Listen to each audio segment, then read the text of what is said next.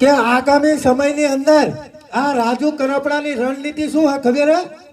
એને ઓલું ખેડૂતનું કર્યું ને ત્યારે એક મેં વિડીયો જોયો તો ચિરાગભાઈ, હું જાહેરમાં કરીશ. ત્યારે આ ભાઈ એવું બોલ્યા હતા રાજુ કરપડા કે આ કોળી સમાજે મને બહુ જ મદદ કરી છે. એટલે પણ હું તો મનમાં વિચારતો તો તારા બેટા 2027 ની તૈયારી હે ને એટલે કોળી સમાજ યાદ આવે. તાણે એવું કીધું કે આ કોળી સમાજે પોતાનાને હળગા કરી અને પારકાના હાથવ્યા. એટલે એ ભાઈ પારકો હતો 2022 માં જાણે ચૂંટણી લડ્યો તાણે તો કોળી સમાજના પોતાના એટલે કે 2 ઉમેદવાર લડતા હતા ચોટીલા વિધાનસભા લડતા હતા ને, શામજીભાઈ અને ઋતિકભાઈ મકવાણા. એમાં શામજીભાઈ મારા રામ સાથ આલ્યો, જીતી ગયા.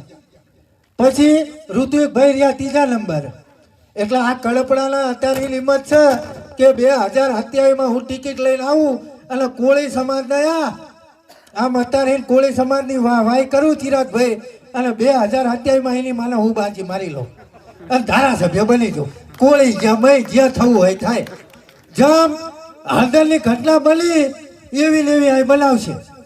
અને ખરેખર જો એ ખેડૂતોનો હમદર્દી હોત તો અત્યારે આ ડીઝલની લાઈનો થાય તો એના બાપા મોદી સાહેબને કંઈક કે એક શબ્દ બોલ્યા નથી બોલ્યા.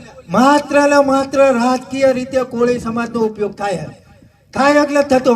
સાચું કહેજો તમે, ભગવાન માતાજીનું સ્વાગત કરીને કહેજો થાય ને.